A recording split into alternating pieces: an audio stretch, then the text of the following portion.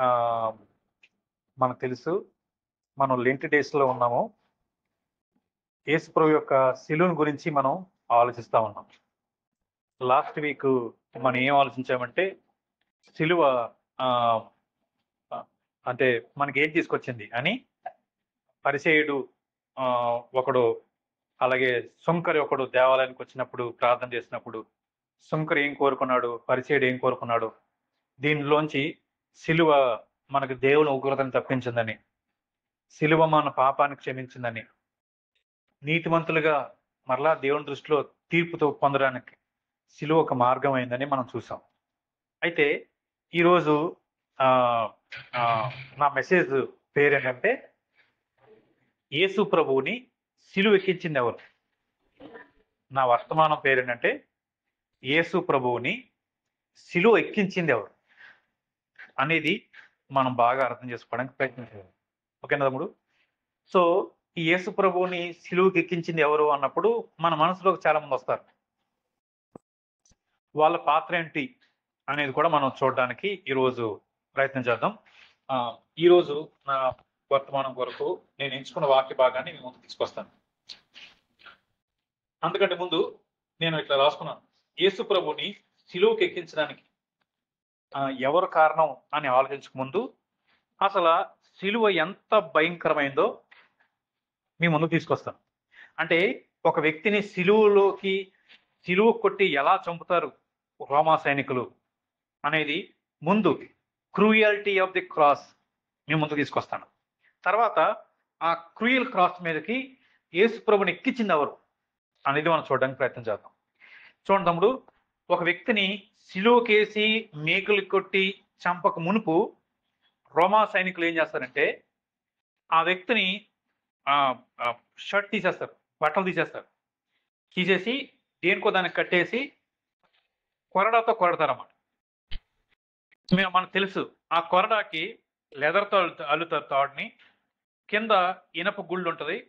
దానిపైన గాజు పెంకులు గాని, మేకులు గాని, ఎముకలు గాని అటాచ్ చేస్తారన్నమాట. ఇప్పుడు బలమైన రోమా సైనికుడు ఆ కొరడాని ఎత్తి ఇట్లా చాచి కొడతా ఉన్నప్పుడు ఈ ఫోర్స్‌కి ఆ గుండొచ్చి తగులుతది. ఆ మేకులు, ములులు సిరలను గుచ్చుకుంటాయి. మట్టిలో లాగుతాడన్నమాట. ఇలా లాగుతున్నప్పుడు ఆ చర్మం చీల్చుకుంటూ బయటకొస్తది. అలా లోపడున్న ఎముకలు, లోపడున్న పేగులు బయటికి కనపడేంత వరకు కొడతాం. బయటికి కనపడేంత వరకు. చర్మాన్ని చీల్చేస్తారన్నమాట. ఓకే. చర్మాన్ని చీల్చేస్తారు. తర్వాత అందుకనే తీయొద్దురండి. కీర్తన 22 యేసుప్రభు సిలువ గురించి చెప్పుద్ది. ఆ 22 కీర్తనలో 14 వచనంలో నా ఎముకలు నా స్థానాన్ని కోల్పోయినాయి అంటారన్నమాట. అంటే యేసు ప్రభువుని ఎంత ఎంత చిత్రంగా కొట్టారంటే, ఎంత తీవ్రం కొట్టారంటే ఆయన ఎముకలు స్థానాన్ని కోల్పోయినాయంట. ఇంగ్లీష్‌లో ఏముందంటే my bones are all out of joints. అంత క్రూయల్‌గా కొడతారన్నమాట. యేసు ప్రభు ఎన్ని దెబ్బలు కొట్టారు? 1 తక్కువ 40 దెబ్బలు కొట్టారు. 40 దెబ్బలు. ఎంత తీవ్రంగా ఉంటదో.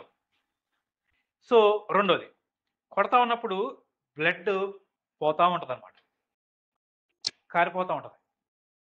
మీరు ఆలోచించండి. మామూలుగా మనకి ఏదైనా గుచ్చుకొని చర్మం తెగితేనే చాలా విలవలాడిపోతాం కదా! చర్మాన్ని చీల్చి లోపడున్న ఎముకలు బయట కనబడే విధంగా కొట్టడం అంటే సామాన్య విషయం కాదు. కదా! ఇప్పుడు స్లోగా బ్లడ్ కారిపోతా ఉంటది. మనిషికి నీరసం వచ్చేస్తది. దాహం వేస్తదన్నమాట. దాహం వేస్తది.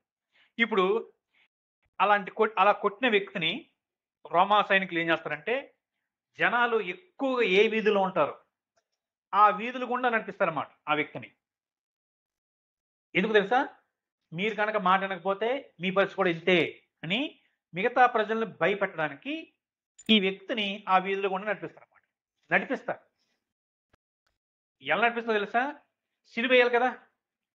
సిలువకి నిలువు చెక్క, అడ్డు చెక్క ఉంటది. దేవస్థానక సినిమాల్లో యేసుప్రభు మొత్తం సిలువ మోసుకుంటుంటది. కానీ చరిత్ర ప్రకారంగా మొత్తం సిలువ మోయరు. నిలువు చెక్క అక్కడ ఉంటది ఆల్రెడీ. అడ్డ చెక్కను ఏం చేస్తారంటే ఈయన భుజం మీద పెడతారన్నమాట. భుజం మీద పెట్టి తాళ్ళతో కట్టేసి తీసుకెళ్ళాలి. ఇప్పుడు ఈ దారిలో చాలా దూరం ఉంటది. ఈ దారిలో ఎక్కడైనా పొరపాటున పడిపోవడం గాని, ఉంగిపోవడం జరిగిందనుకోండి, సాధారణమైన కొరడాలు ఉంటాయి కదా! వాటిని తీసి కొడతారన్నమాట. కొడతారు. పైకెళ్ళి తీసుకెళ్ళిన తర్వాత ఒంటి మీద నూలు పోగు వస్త్రం కూడా లేకుండా బట్టలన్నీ తీసేసి ఆ నిలువు చెక్కకి అడ్డ చెక్కని కట్టి ఈ వ్యక్తిని ఆ చెక్కల మీద పడుకోబెట్టి కొంతమందికి ఈ సీటు ఆనుకోవడానికి కింద చిన్న చెక్క పెడతారు. కాళ్ళకి ఆనుకోవడానికి బేస్ అవడానికి కొంచెం చిన్న చెక్క పెడతారన్నమాట. ఇప్పుడు ఈ 2 చేతుల్ని ఇక్కడ హీల్స్ ఉంటాయి కదా, ఇక్కడ మేకులతో కొడతారు. అంటే ఆ ఎముకల్ని, నరాల్ని చీల్చుకుని ఆ చెక్కలోకి మేకు దిగాలన్నమాట. అవతలకి రావాలి. అంటే ఎంత గట్టి కొడతారు? అవతలకి వచ్చిన తర్వాత దాన్ని ఊడిపోకుండా మళ్ళీ కొడతారన్నమాట పక్కకి. ఉంచుతారు మేకుని. మడం మీద మడం, కాలు మడ పెట్టి కింద బేస్ చెక్క ఉంటుంది కదా, దానికి దిగాలి. సో చాలా బలం కొడతారు. చాలా బలం కొడతారు. ఇప్పుడు ఆ వ్యక్తిని ఒక గోతులోకి ఇలా దించుతారన్నమాట. దించిన తర్వాత ఇప్పుడు ఏం చేస్తారంటే ఆ వ్యక్తిని సడన్గా చంపరు. ఆ వ్యక్తిని సడన్గా చంపరు. రోమన్స్ అనుకోండి, ఆ వ్యక్తి ఒక రోమిడ్ అనుకోండి, సిలువేరు శిరస్సుని తీసేస్తారంతే, అది పనిష్మెంట్. కానీ రోమన్స్ కాకుండా మిగతా ఎవరైనా సరే తీవ్రమైన నేరం చేస్తే వీళ్ళని శిక్ష చేస్తారన్నమాట. వాళ్ళ ఉద్దేశం ఏంటంటే ఆ వ్యక్తి స్లోగా చచ్చిపోవాలి. పగలు ఎండవేడితోని, రాత్రి చలితోను కృషికిపోయి, అంటే ఆ బాధని బాగా అనుభవిస్తూ చచ్చిపోవాలి అనేది వాళ్ళ ఉద్దేశం. తర్వాత కొంతమంది అయితే కొన్ని రోజులు ఉంటారు అట్లా చావలేక, బ్రతకలేక వేలాడుతూ ఉంటారన్నమాట. వేలాడుతూ ఉంటారు. కొంతమంది అంట ఈ దారిలో ఉండగానే ఈ రోమా సైనికుల పాదాలు పట్టుకొని, సార్ మా శిరస్సును తీసేయండి, మమ్మల్ని చంపేయండి, సిలువద్దు మాకు అని బ్రతిమలాడుకుంటారంట. ఎందుకంటే అదంత క్రూయల్ కాబట్టి, అంత దారుణమైన శిక్ష కాబట్టి వేడుకుంటారంట.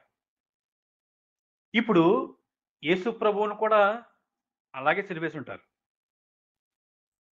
అలాగే అయితే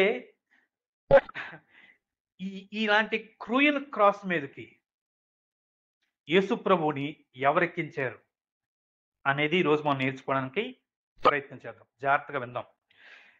నేను ముందు మనుషుల గురించి ఆలోచిద్దాం. అంటే ఈ క్రూయల్ క్రాస్ మీదకి యేసు ప్రభువుని ఎక్కించడానికి మనుషులు నెంబర్ 1 కారణం.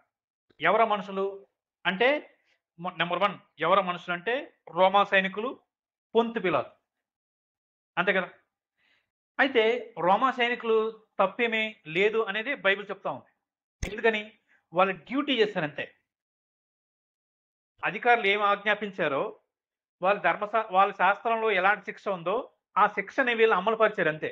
అందుకని యేసుప్రభు అన్నాడు, ప్రభువా వీళ్ళు ఏం చేస్తున్నారో వీళ్ళకి తెలియదు, వీళ్ళ డ్యూటీ వీళ్ళు చేస్తున్నారు, వీళ్ళని క్షమించు ప్రభువా అని యేసుప్రభు వాళ్ళ కోసం ప్రార్థన చేశాడు. కానీ పిలాతు తప్పు ఉంది. పిలాతు మాత్రం తప్పించుకోవడం వీలేదు. ఎందుకని? ఎందుకంటే చూడండి, ఒక్కసారి నాతో పాటు ఈ రిఫరెన్స్ తీయండి. యోహాను సువార్త 19వ అధ్యాయం 16వ వచనం. యోహాను సువార్త 19వ అధ్యాయం 16. చదవడం ఎవరన్నా?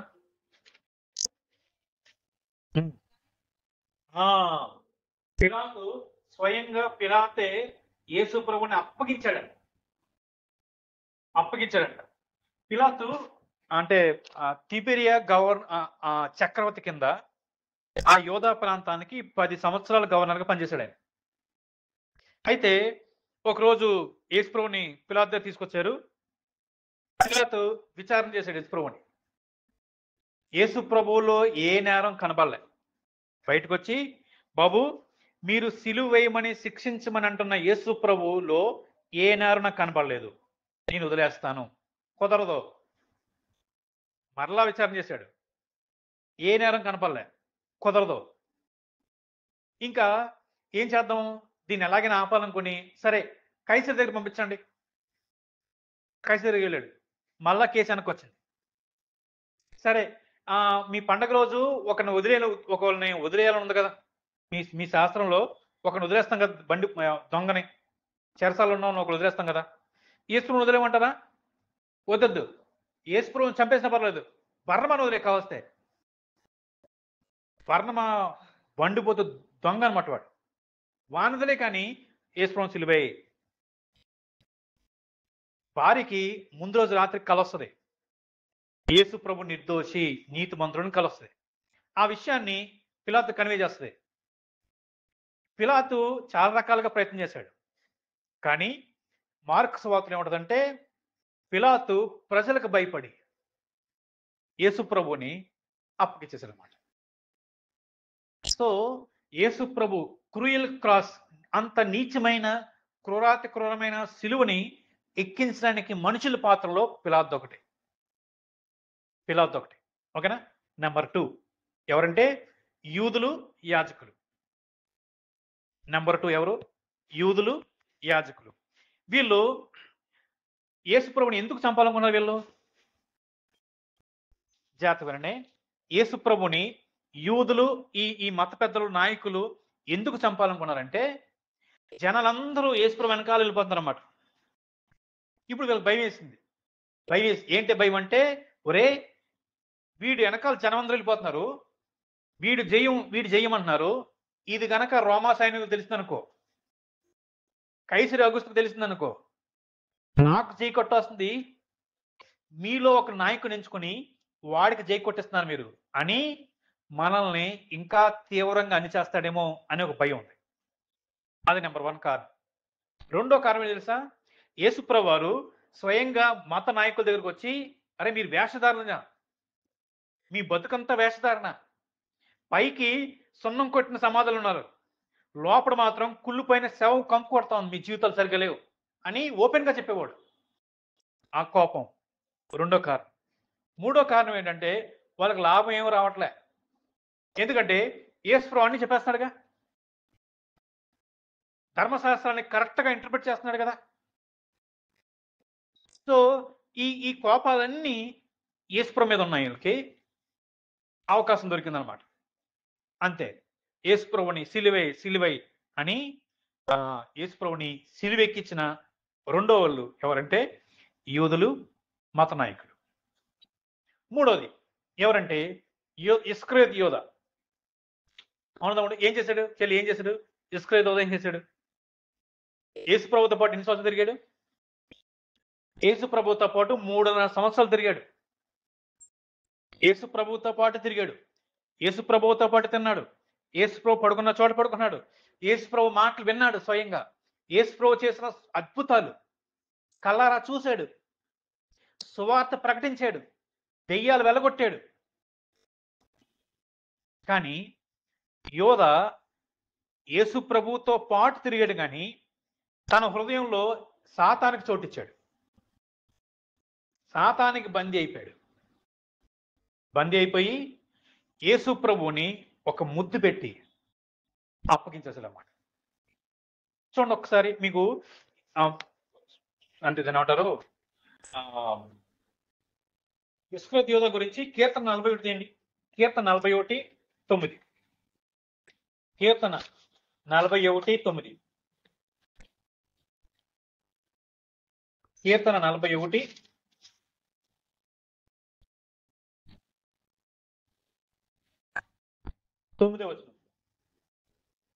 నేను నమ్ముకున్న నా స్నేహితుడు నా ఇంట భోజనము చేసిన వాడు తన మడిమని ఎత్తాను. అంటే అర్థం ఏం చేస్తాడు? ఇది ఎవరి గురించి చెప్పారు తెలుసా? కొన్ని సంవత్సరాల క్రితం యోధ ఇస్కరియోతు గురించి చెప్పిన మాటలు. యేసు ప్రభు కి ముందు చాలా ఇయర్స్ క్రితం యోధా ఇస్కరియోతు గురించి చెప్పిన ప్రవచనం ఇది. అయితే జాగ్రత్తగా అంటే కొంతమంది ఏమన్నారంటే యోధా ఇస్కరియోతు ఇన్వాల్వ్మెంట్ ఏముంది? యోధా ఇస్కరియోతు యొక్క ఇన్వాల్వ్మెంట్ ఏముంది? ఎందుకంటే యోధా ఇస్కరియోతు అలా చేస్తాడని ముందే చెప్పారు కదా. సో యోధా ఇస్కరియోతు పెద్ద ఇన్వాల్వ్మెంట్ లేదు అనేవాళ్ళు చాలా మంది ఉన్నారు. కానీ గుర్తుపెట్టుకోండి తమ్ముడు చెల్లి, ఏంటంటే యేసు ప్రభు చనిపోతాడని ముందే చెప్పారా? మరి యేసు ప్రభు ఇన్వాల్వ్మెంట్ ఏం లేదా? యేసు ప్రభు చొరవ ఏం లేదా? ఉంది. అఫ్ కోర్స్ యోధా ఇస్కరియోతు అనేవాడు వస్తాడు, వాడు యేసు ప్రభువుని అప్పగిస్తాడు ముందే చెప్పినా యోధా ఇస్కరియోతు ఏం చేశాడంటే స్వయంగా తానే సాతానుకి చోటిచ్చి యేసు ప్రభువుని అప్పగించేశాడు. ఎంత అన్యాయం చేశాడు, ఎంత ఘోరమైన అన్యాయం చేశాడు. పక్కనే ఉండి వెన్నుపోటు పడడం అంటారు చూసారా, అలాంటిది అనమాట. అందుకనే యోధా ఇస్కరియోతు గురించి ఏమన్నా చూడండి. అపోస్తల కార్యం తీయండి. అపోస్తల కార్యం గ్రంథం 1వ అధ్యాయం.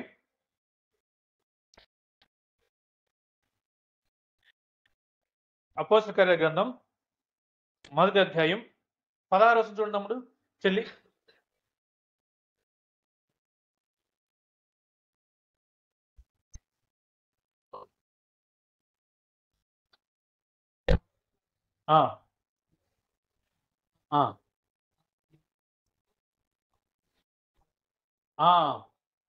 యేసుని పట్టుకోవడానికి త్రోవ ఈయనే చూపించాడంట. 18వ వచనం చదువుతాడు. 18వ వచనం. ద్రోహం వల్ల సంపాదించాడంట యోధా. మీకు తెలుసా మార్క్స్ వార్తలో 14:21 ఏముంటదంటే యేసుప్రభు అంటారు, నువ్వు పుట్టకపోతే మేలు యోధా నీకు అంటాడు. నువ్వు మనిషి కుమారుని అప్పగిస్తున్నావు, నీకు మరెక్కువ శ్రమ, పుట్టకపోతే నీకు మేలు అంటాడు యేసుప్రభు. సో మూడో వ్యక్తి ఎవరంటే యోధా ఇస్కరియోతు. మనం మనుషులు హెడ్డింగ్ కింద ముగ్గురు చూసాం. ఒకటి రోమా సైనికులు, పొంతి పిలాతు. 2 యోధా ప్రజలు, మత పెద్దలు. 3 యోధా ఇస్కరియోతు. వీరు ముగ్గురు ఏమనుకుంటున్నారంటే యేసు ప్రభుని మేము మర్డర్ చేసాం, యేసు ప్రభు మేము చంపేశాం, వి కిల్డ్ జీసస్ అనుకున్నారు వీళ్ళు. ఇది నెంబర్ 1. నెంబర్ 2, ఇప్పుడు యేసు ప్రభు దగ్గరికి వద్దాం. ప్రభా నిన్ను సిలువెక్కించింది ఎవరు? వీళ్ళ ఈ ప్రజల అంటే యేసు ప్రభు చెప్పే సమాధానం ఏంటి చూడండి ఒకసారి. యోహాను సువార్త 10వ అధ్యాయం 11వ వచనం. యోహాను సువార్త 10వ అధ్యాయం 11వ వచనం.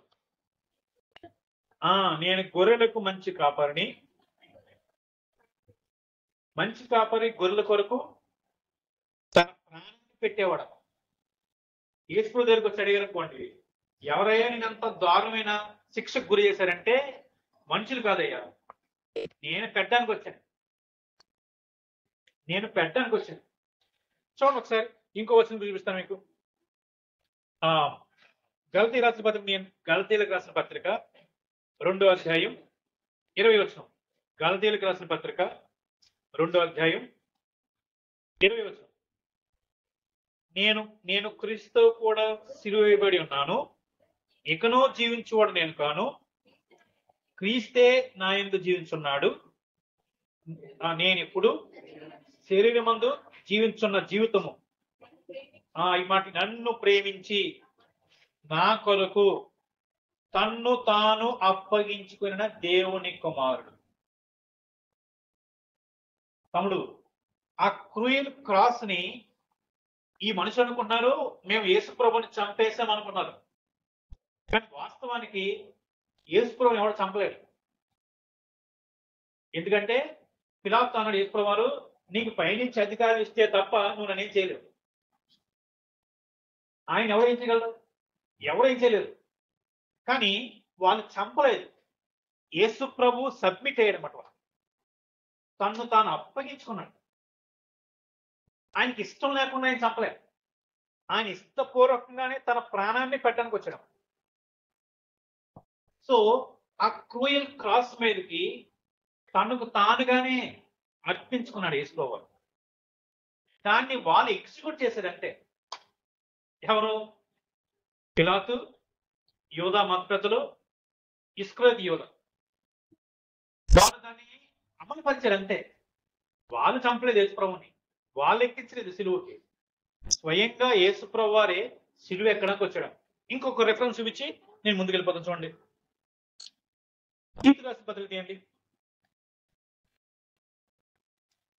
2వ అధ్యాయం 14 వచనం.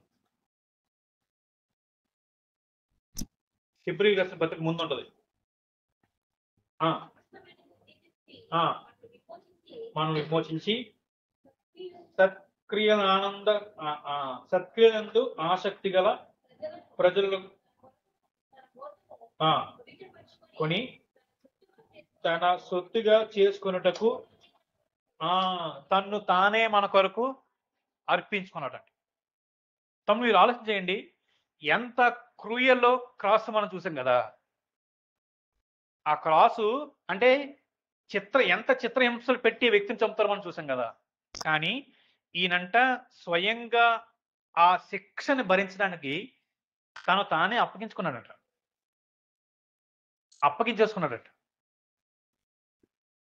మిగతా వాళ్ళేమో బాబు మమ్మల్ని చంపేయండి, ప్లీజ్ మమ్మల్ని చంపేయండి, మేము కాలు పట్టుకుంటాం, మమ్మల్ని చంపేయండి అని బ్రతిమలాడతారంట. మాకు సిలువద్దు, మా చిరఛేదనం చేసేయండి కావస్తే, ఎందుకంటే క్షణంలో చచ్చిపోతాం. కానీ సిలువలకు కాదు, అతి ఘోరంగా, అవమానంకరంగా. ఎందుకంటే ఒంటి మీద బట్టలు ఉండో, దారిని వెళ్ళిపోయే వాళ్ళు అంటే వాళ్ళు సిగ్గు కప్పుకోవడం కూడా అవకాశం లేదు, చేతులు కట్టేస్తారు కదా, మీకు కొట్టేస్తారు కదా. ఇప్పుడు దారిని పోయే వాళ్ళు హేళన చేస్తూ, ఉమ్మేస్తూ, అవమానపరుస్తూ, గేలి చేస్తూ అది మాకు వద్దయ్యా అంటారు. కానీ యేసుప్రభు వారు ఇష్టపూర్వకంగానే కావాలని దానికి అప్పగించుకున్నాడు. సో యేసుప్రభుని చంపలేదు, యేసుప్రభువే ప్రాణం పెట్టడానికి ఇష్టపడ్డాడు.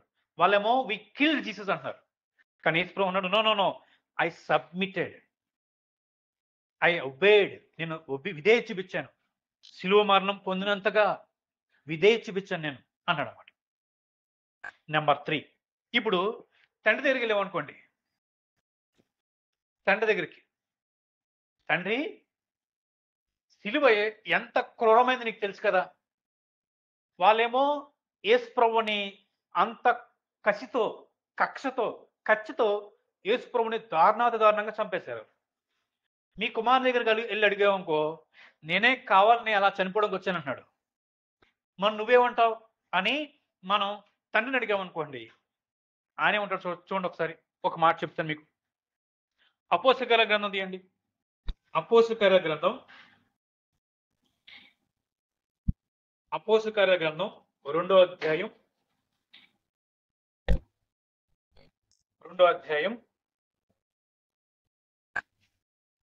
23వ వచనం. 2వ అధ్యాయం 23వ వచనం. దేవుడు నిశ్చయించిన సంకల్పమును ఆయన భవిష్యత్ జ్ఞానమును అనుసరించి అప్పగింపబడిన ఈయనను మీరు దుష్టుల చేత సిలువ వేయించి చంపితిరి. ఆ పదాలు విడదీసి చదువుతానే, నేను విడదీసి చదువుతున్నాను, మీరు జాగ్రత్త ఫాలో అవ్వండి. దేవుడు నిశ్చయించిన సంకల్పమును, ఇది నెంబర్ 1. 2, ఆయన భవిష్యత్ జ్ఞానాన్ని అనుసరించి. నెంబర్ 2, అప్పగింపబడిన ఈయనను. నెంబర్ 3, మీరు సిలువ వేసి చంపేశారు. నెంబర్ 4.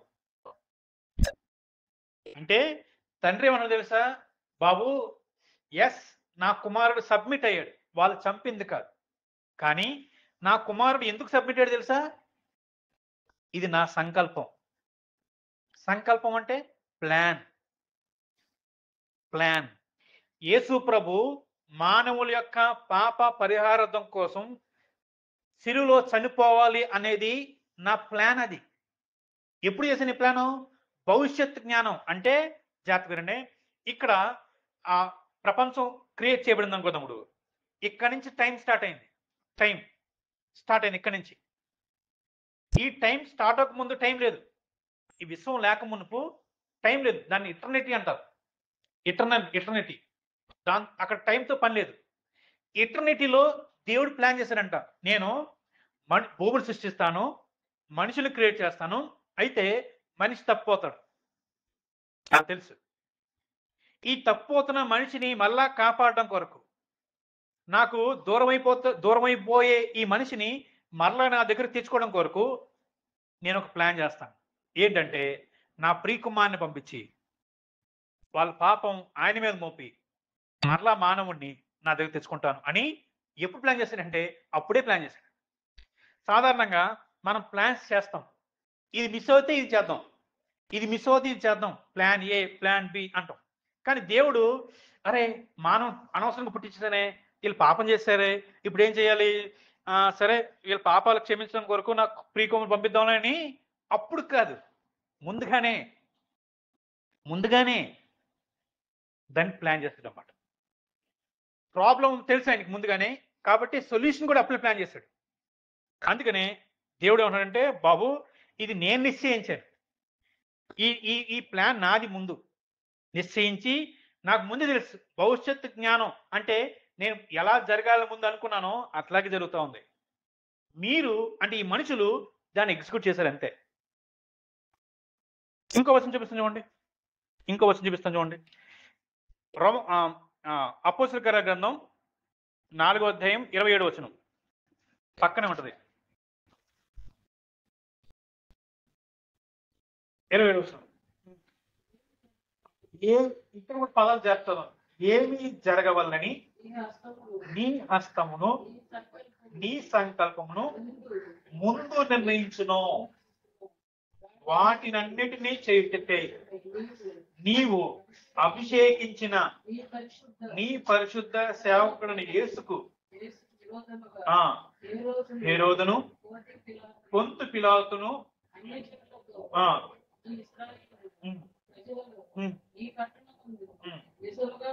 నిజంగా కూడుకొని. మళ్ళీ ఏమన్నా ఈ పదాలు వింటున్నారు తమ్ముడు, ఈ పదాలు చూస్తున్నారా? సాధారణంగా యేసుప్రభుని ఎవరు చంపేశారంటే మన దృష్టిలో ఎవరు వస్తారంటే, ఇగో ఈ యోధా మత పెద్దలు, ఇస్కరత్ యోధా అని అనుకుంటాం మనం. యేసుప్రభుని చంపేసారు అనుకుంటున్నాం. వాస్తవానికి ఎవరు చంపలేదు యేసుప్రభుని, ఆయనే చనిపోవడానికి వచ్చాడు. అయితే ఎందుకు వచ్చాడంటే అది ప్లాన్ చేశారు తండ్రి, దేవుడు ప్లాన్ చేశాడు. ఆ ప్లాన్ ప్రకారంగా తండ్రి, నేను వెళ్తాను, నువ్వు ప్లాన్ చేసావు కదా, నేను వెళ్తాను చనిపోవడానికి. అప్పుడే ఇష్టపడ్డాడు ఆయన. ఇష్టపడి తాను అర్పించుకోవడానికి ఈ లోకానికి వచ్చాడు అన్నమాట. ఈ లోకానికి వచ్చాడు. ఎందుకని? దానివల్ల ఏంటి లాభం? ఎందుకు ఇంత క్రూయల్గా ప్లాన్ చేశారు? ఎందుకు అంత క్రూయల్గా చనిపోవాలి? కారణం ఏంటి అంటే చూడండి, రోమాపత్రిక తీయండి. నేను ఎందుకు బైబిల్ రిఫరెన్స్ చూపిస్తున్నానంటే, మనకి అంటే బైబిలే దేవుడి వాక్యం కాబట్టి ఓరకు నేను పైపోయినట్ల మాటలు చెప్పుకోవడం కంటే వాక్యం చూడటమే మనకు మంచిది. రోమపత్రిక 5వ అధ్యాయం 8వ వచనం.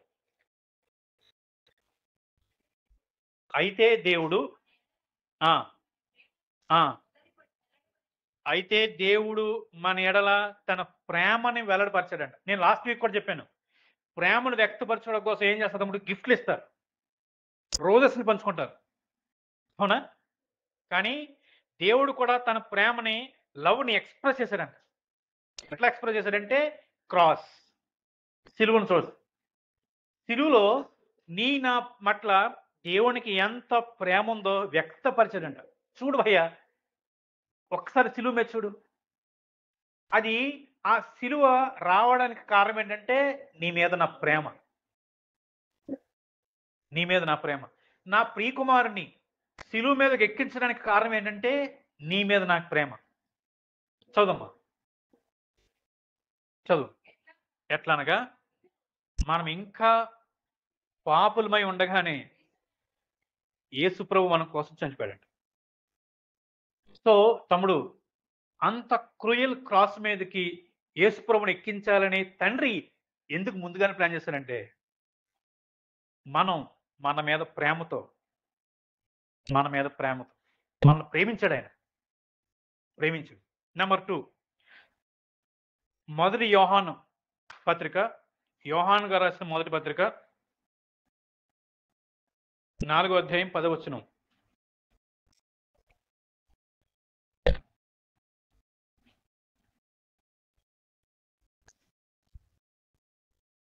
చదువు. మనం దేవుణ్ణి ప్రేమించేవని కాదంట. తమ్ముడు, ఫస్ట్ ప్రేమ ఎవరి మీదకి ఎవరు చూపించారు? ఎవరి మీదకి ఎవరు చూపించారు ఫస్ట్ ప్రేమ? దేవుడు ముందు మనల్ని ప్రేమించాడంట. సరే, మిమ్మల్ని ప్రశ్న అడుగుతానే, మనం ఎవరైనా ఇష్టపడాలంటే ఏం చూస్తాం? అందాన్ని చూస్తాం, మంచి మాటలుంటే ఇష్టపడతాం, మంచి స్ట్రక్చర్ ఉంటే ఇష్టపడతాం, డబ్బు ఉంటే ఇష్టపడతాం, చదువు ఉంటే ఇష్టపడతాం, మంచి క్యారెక్టర్ ఉంటే ఇష్టపడతాం. అవునా కదా తమ్ముడు, చెల్లి? ఒక మాట సీరియస్గా ఆలోచించేయండి. దేవుడంట నిన్ను ఇష్టపడ్డాడట, నిన్ను ప్రేమించాడట. సరే, నీలో ఏం చూసి ప్రేమించాడు చెప్పండి? మంచి ఉందనా? నీ పైన అందం చూసా? లేకపోతే బాగా చదువుకోగలవనా? మంచి మాటగారువనా? నీ హృదయం మంచిదనా? నీ ఆలోచనలు మంచివనా? ఎందుకు ప్రేమించాడు చెప్పండి? కారణం లేదు. కారణం లేదు. ఆయన ప్రేమించాడంట. తానే మనల్ని ప్రేమించి చదువుతలే, తానే మనల్ని ప్రేమించి మన పాపాలకి ప్రాయశ్చిత్తం చేయడానికి తమ్ముడు, చెల్లి, అంత క్రూయల్ క్రాస్ మీదకి యేసు ప్రభుని ఎక్కించాలనే ప్లాన్ తండ్రి ఎందుకు చేశాడంటే ప్రేమించాడంట. నెంబర్ 1. 2, నీ నా పాపాలకి ప్రాయశ్చిత్తం. మన పాపాలకి ప్రాయశ్చిత్తంగా అంటే మన తరఫున ఆయన చంపడానికి, మన మీద శిక్ష ఆయన మీద వేయడానికి ప్రాయశ్చిత్తంగా నీ స్థానంలో ఆయన్ని బలివ్వడానికి ఇష్టపడ్డాడంట. ఒక మాట జరిగిన ఒక స్టోరీ చెప్తాను. అప్పుడు ఒకరోజు ఒక మీటింగ్లో అంట ముసలి పాస్టర్ గారు కుర్చీలో కూర్చున్నారంట. ఒక యవనస్తుడు వచ్చారంట. అంటే యవనస్తుడు నాకంటే కొంచెం పెద్ద ఆయన సాక్ష్యం చెప్తున్నాడు. ఏమని సాక్ష్యం చెప్తానంటే, నా చిన్నతనంలో మా ఇంటి పక్కన ఒక కుటుంబం ఉండేది. అంకుల్ అంటే నాకు చాలా గౌరవం. ఒక సాటర్డే వీకెండ్స్ వాళ్ళు షికార్కి వెళ్తారు కదా, అవుటింగ్ వెళ్తారు కదా ఫారిన్ కంట్రీలో. సో నన్ను పిలిచాడు మా ఫ్రెండ్. అరే, బీచ్కి వెళ్తాం, వస్తావా? మా డాడీ రమ్మన్నారు, అడగమన్నారంటే వస్తాను రాని ఇంట్లో పర్మిషన్ తీసుకొని మా డాడీతో పాటు వాళ్ళ ఫ్రెండ్తో పాటు నేను కూడా వెళ్ళాను. చాలా చక్కగా బీచ్లో ఎంజాయ్ చేస్తా ఉన్నాం. కొంచెం లోపలికి వెళ్ళాము. అనుకోకుండా మా చిన్న బోట్ తిరగబడింది. మేము చేసిన వేషాలకి తిరగబడింది. తిరగబడితే మేమిద్దరం చిన్నపిల్లలం. ఆయన ఒక్కనే పెద్ద ఆయనకి ఈత వచ్చి. అయితే మేమిద్దరం వేరైపోయాం. వాడు నేను వేరైపోయిన తర్వాత వాడేమో daddy daddy I help help అని ములిపోయి లేచి అరుస్తా ఉన్నాడు. నేనేమో అంకుల్ అంకుల్ హెల్ప్ హెల్ప్ అని మునిగిపోయి మునిగి లేచి అరుస్తా ఉన్నాను. అంకుల్ ఇద్దరు వైపు చూస్తా ఉన్నాడు. ఎవరి పేరు రావట్లే. కానీ చివరికి నా దగ్గరకు వచ్చాడు అంకుల్. ఎందుకంటే ఒక్కళ్ళు మాత్రం తీసుకురాగలడు ఆయన. నా దగ్గరకు వచ్చాడు. వచ్చిన తర్వాత, మై సన్, నువ్వు యేసుప్రభువుని నమ్ముకున్నావు, నువ్వు రక్షించబడ్డావు, నువ్వు చచ్చిపోతే పరలోకంకి వెళ్తావు, రేపొద్దు నేను కలుస్తాను నిన్ను. వీడు ఇంకా నమ్ముకోలేదు, చచ్చిపోతే నరకానికి వెళ్తాడు. ఐఎమ్ సారీ అని నన్ను రక్షించాడు. ఈరోజు నేను బ్రతికాను. తన కొడుకు చనిపోయాడు, నా స్థానంలో తన కొడుకు చనిపోయాడు. అంటే ఆ మీటింగ్లో సాక్షి వింటున్న ఒక ఆయన లేచి, ఏమయ్యా అలాంటి వాడు ఉంటాడా, నీకు కట్టు కదా కానీ ఆపు అన్నాడంట. అప్పుడు అన్నాడు, సార్ ఈ అంకులే సార్, ఈ పాస్టర్ గారే అంకుల్ సార్, నేనే వాడిని. ప్రాయశ్చిత్తం నీ స్థానంలో నీ మీదకు రావాల్సిన శిక్షని ఆయన మీద మోపడం పంపించారంట. ప్రేమించి నాశనం అయిపోకూడదని, నిత్య నాశనం వెళ్ళకూడదని నిన్ను ప్రేమించి అలా చేశారంట. అలా చేశారంట. తమ్ముడు, చెల్లి, దేవుడికి నీ పట్ల ఎంత ప్రేమ ఉంది, నీ పట్ల ఎంత గౌరవం ఉంది. నేను నాశనం చేయాలంటే పెద్ద విషయం కాదు ఆయనకి. అంటే మన మైండ్లో ఒక చిన్న నరాన్ని మెలికిపడింది అనుకోండి, లైఫ్ లాంగ్ బెడ్ రెడ్ అనేది పెద్ద విషయం కాదు. కానీ ఎందుకు ప్రేమిస్తున్నాడు? ప్రేమిస్తున్నాడు అంతే. సో మనం ప్రజలను చూసాము, వాళ్ళు యేసుప్రభుని చంపేసాం అనుకుంటున్నారు. కానీ యేసుప్రభు అంటున్నాడు, కాదు కాదు, వాళ్ళు చంపడం కాదు, నేనే అర్పించుకున్నాను, నేనే వాళ్ళ చేతుల్లో పెట్టుకున్నాను. తండ్రి అన్నాడు, నేను ప్లాన్ చేశాను, నా ప్రియకుమారుడు దానికి విధేయ చూపించాడు. మరి మన పాత్ర ఏం లేదా? మన పాత్ర ఏం లేదా? ఎందుకు లేదు? రెండు నేను రెఫరెన్స్ చూపించి నేను క్లోజ్ చేస్తాను. చూడండి ఒకసారి, యెషయా గ్రంథం తీయండి. యెషయా గ్రంథం తీయండి. యెషయా గ్రంథం 53వ అధ్యాయం. పాత నిబంధన యెషయా గ్రంథం 53వ అధ్యాయం, పేజ్ నెంబర్ చెప్పండి తమ్ముడు. 614 6:14 బైబిల్ స్టార్టింగ్ నుంచి 6:14 5-6 వచనం చూడండి తమ్ముడు. 53వ అధ్యాయం 5-6 వచనాలు. తమ్ముడు 53వ అధ్యాయం అంతా యేసు ప్రభు శిలువ గురించే. ఎగ్జాక్ట్ ఇందులో ఎలా జరిగింది, ఎలా చెప్పారో అట్లాగే జరిగింది యేసు ప్రభుకి. 5-6 వచనం చూడండి. నా అతిక్రమ క్రియలను బట్టి ఆయన గాయపరచబడ్డాడంట, మన దోషాన్ని బట్టి ఆయన నెలకొట్టబడ్డాడంట. చదువులే. మన సమాధానార్థమైన శిక్ష ఆయన మీద పడిందంట, ఆయన పొందిన దెబ్బల చేత మనకి స్వస్థత అంట. ఇంకా చదువులే. మనం అందరం గొర్రెల వలె త్రోవ తప్పిపోయింది మనం. తనకిష్టమైన మార్గంలో, మనకు నచ్చిన మార్గంలో వెళ్తుంది మనం. యెహోవా మనందరి దోషం దేవుడి మీద, ఆయన మీద మోపారంట. సో తమ్ముడు చెల్లి, ఆ క్రూయల్ క్రాస్ ని దేవుడు ప్లాన్ చేయడానికి కారణం ఎవరంటే మనమే. మన పాపం చేసింది మనం, నేరం చేసింది మనం, దోషం చేసింది మనం. కానీ శిక్ష ఏమైనా పడింది? యేసుప్రభుమే పడింది. యేసుప్రభుమే పడింది. ఇంకో రిఫరెన్స్ చూపించి నేను ముగిస్తాను. హెబ్రీ పత్రిక తీయండి 6:6. హెబ్రీ పత్రిక 6:6.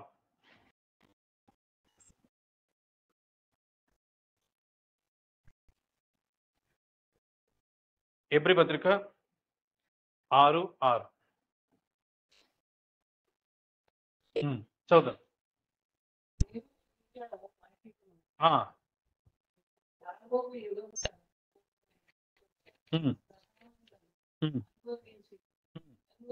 తర్వాత తప్పిపోయిన వారు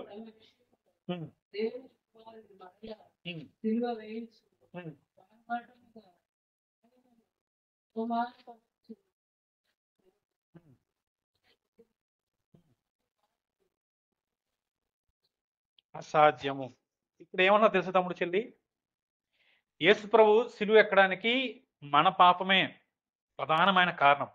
మనం పాపులం కాబట్టి తండ్రి మనల్ని ప్రేమించి ప్లాన్ చేశాడు. అయితే తమ్ముడు చెల్లి జాగ్రత్తగానే, ఆ ఇన్సిడెంట్ అయిపోయింది. కానీ ఒకవేళ మనం పాపం చేస్తే, ఈ వచ్చిన బాగా అర్థమదే, మనం పాపం చేస్తానంట మరలా యేసు ప్రభుని సిలువేసినట్టంట.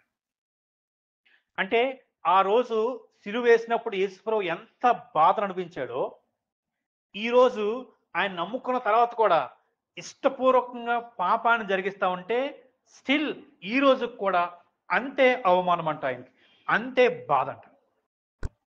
మరలా బాహాటంగా అందరి ముందు యేసు ప్రభువుని సిలువేసినట్లంట. అంటే ఈరోజు పాపం చేసామనుకో, నువ్వే రోమా సైనికుడు అంట, ఫాట్ మన కొట్టినట్టు.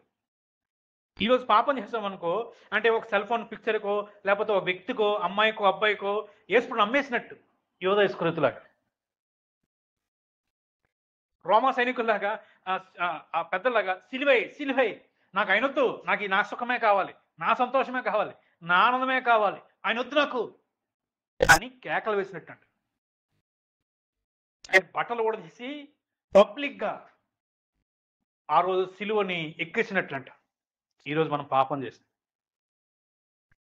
మళ్ళా ఆ వాక్యం చదివి నేను ముగిస్తాను. 5, 6 వచనాలు. దేవుని దివ్య వాక్యము రాబో యుగ సంబంధమైన శక్తుల ప్రభావమును అనుభవించిన తర్వాత కూడా, అంటే రక్షించబడిన తర్వాత కూడా తప్పిపోయిన వారు తమ విషయంలో దేవుని కుమారుని మరలా సిలువేయుచు బాహాటముగా ఆయనను అవమానపరుస్తున్నారు. తమ్ముడు చెల్లి, అదే క్రూయల్ క్రాస్ ఈ రోజు నువ్వు కూడా వేస్తున్నావు యేసుప్రభుని. మరలా అదే గాయాన్ని రేపుతా ఉన్నావు నువ్వు. పుండుని, మానిపోతున్న పుండుని రేపితే ఎంత బాధ వస్తుందో మరలా అదే పెయిన్ ని నువ్వు కలిగిస్తా ఉన్నావు దేవుడికి. ఆలోచన చేయండి ఒకసారి. అరే ఇందాక అనుకున్నాం కదా, అరే అంత క్రూయల్గా చంపేస్తారా, అరే ఎంత బాధపడ్డాడైనా అనుకున్నారేమో. మరి ఇప్పుడు మనం అదే బాధను కలిగిస్తున్నాం. అదే బాధను కలిగిస్తున్నాం. ఆలోచన చేయండి, ఒకసారి ఆలోచన చేయండి. మన పాపం మరలా ఆయన సిలువెక్కేస్తుందంట. అలాంటి పాపాన్ని మనం ప్రేమించడం ఎంత విచిత్రం. ఆయన్ని మరలా సిలువెక్కిస్తున్న పాపాన్ని ప్రేమించడం, ఆ పాపాన్ని కొనసాగడం ఎంత విచిత్రం. ఓ పక్కేమో హల్లెలూయా, హోసన్నా హోసన్నా స్తోత్రం అని వాళ్ళు అరిచి నెక్స్ట్ మినిట్ లో సిలువై సిలువై అని అరిచినట్లుగా మనం కూడా దేవానికి వందనాలని చెప్పి మళ్ళీ నెక్స్ట్ మినిట్ లో అదే దేవుడిని సిలువెక్కిస్తున్నాం. మనం అదే దేవుడిని సిలువెక్కిస్తున్నాం మనం. మరి చెప్పండి, ఇప్పుడు యేసుప్రభు అంటే నిజంగా ప్రేమ ఉందా మనకి? యేసుప్రభు అంటే నిజంగా ప్రేమ ఉంటే ఆయన సిలువకి ఎందుకు ఎక్కిస్తాం మనం? మన కోరికలకి, ఆశలకి ఆయన ఎందుకు అమ్మేస్తాం మనం? చెప్పండి, ఒకసారి ఆలోచించండి. ఎంతగా ప్రేమించాడు ఆయన? మన గురించి అంతా తెలిసి కూడా ప్రేమించి మన స్థానంలో ఆయన కుమారుని ఆయన శిక్షించలేదా? ఆయన ప్రేమ ఇంకా మనకు అర్థం కాలేదా? ఒక్కసారి మనం ఆలోచన చేద్దాం. అయితే ఈరోజు మనం ఏం చేద్దామంటే, ప్రభువా ఇగో ఇంతవరకు నేను శిక్షించాను. యోధాయస్కృతి నాకన్నా మెస్ట్ అనుకుంటాను నేను చాలాసార్లు. ఎందుకంటే ఆయన ఒకసారి అప్పగించాడు, కానీ నేను ఎన్నిసార్లు అప్పగించాను కదా. కాబట్టి ఈరోజు మనం ఆయన సంధిలో ఉన్నాం. ఆయన మన మధ్య ఉన్నారు. గాయపడిన దేహంతో ఆయన నీ వైపు చూస్తా ఉన్నాడు. మరి నీ పాపం సంగతి ఏం చేస్తావు? నీ పాపాన్ని విడిచిపెడతావా, లేదా నీ పాపాన్ని కప్పుకుంటావా? నీ పాపాన్ని అసహించుకొని క్షమాపణ అడిగి దేవుని దగ్గర తిరుగుతావా, లేదా పై మొహమాటం కొరకు చిన్న ప్రార్థన చేసి ఇంకా పాపంలో కొనసాగుతావా? నీదే నిర్ణయం తమ్ముడు చెల్లి. తల వంచండి, చిన్న ప్రార్థన